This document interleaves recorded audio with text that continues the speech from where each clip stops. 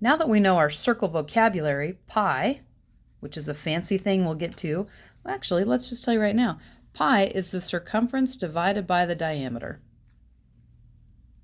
And if you remember what circumference and diameter are, then it's not too hard.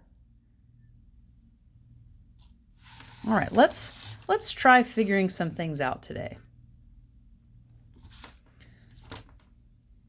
Example 1.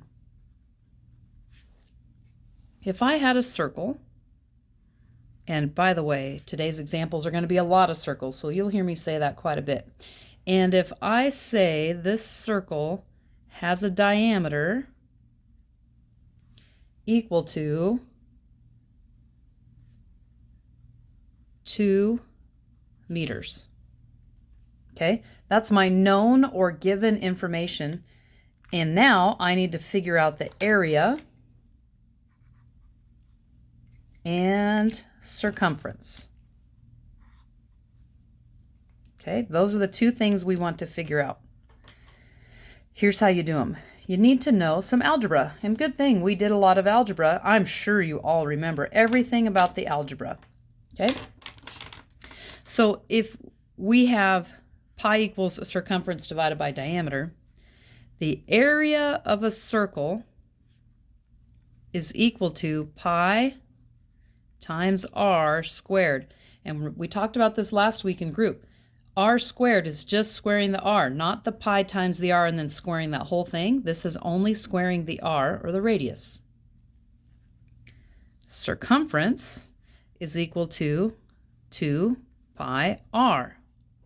And if you remember radius and diameter, that diameter is 2 radiuses, this could be pi diameter, because 2 times a radius is a diameter.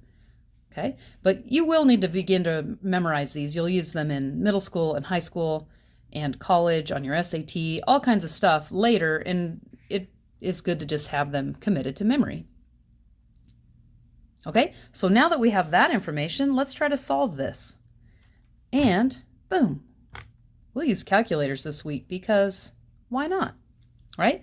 So if we know the diameter is 2, well, what's that make the radius?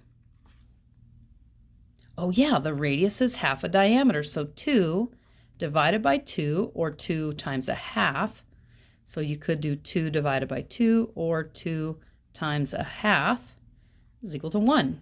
Right? And that makes sense. If it's 2 all the way across here, it would only be 1 halfway across, because 1 plus 1 would be 2. All right, so area needs radius. That's why we did that. So area is pi r squared, and now we can substitute the value of the variable.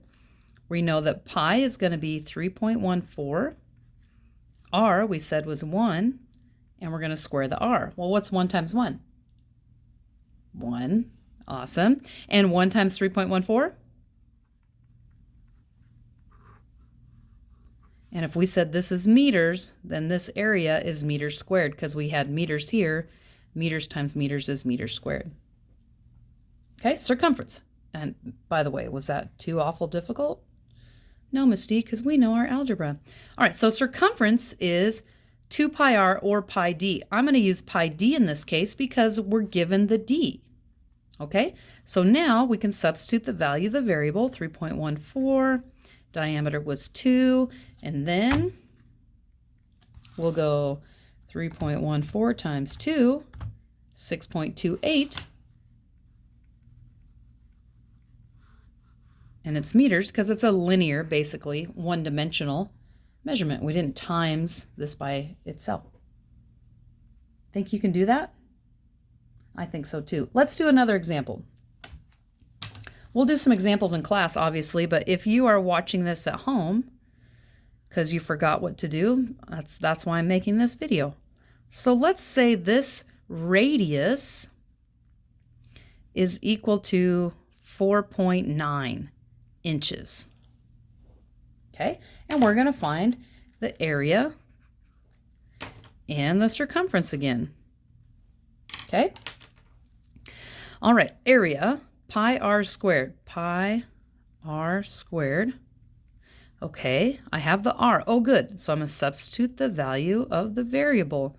Pi is 3.14. 4.9 is the radius, and we have to square it. Okay, I don't know what that is, but I do know how to work this, and so do you. So let's go 4.9 times 4.9, and we'd get 24.01, and then times that by 3.14. Whoa. Do I have to write all that? No. Let's just round everything to the 100th. 75.39, and the 1 does not make the 9 go up. So we're just going to leave it at this, and we were inches. Now, if you have a fancy calculator like this, let me show you something. 3.14 in parentheses, and then we can do 4.9 to the power of 2. Boom, same answer. Okay, so sometimes if you know how to work your tools because you know the math behind it, you can start to make your life more efficient. Okay, so let's do circumference. Circumference pi d. Oh, I don't have the diameter. But I have the radius. So I could do 2 pi r. Okay, 2 pi r. Substitute the values of the variables. R was 4.9, and then we'll just multiply. 2 times 3.14, we said earlier, was 6.28, but let's just plug it in here, times 4.9, 30.77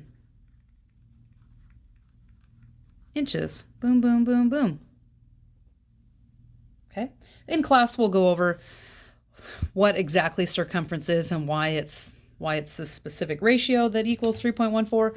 But this video is just in case you missed class, how you find the area and circumference of circles, and you can reference the previous video that gives the definitions of those. Okay, good luck.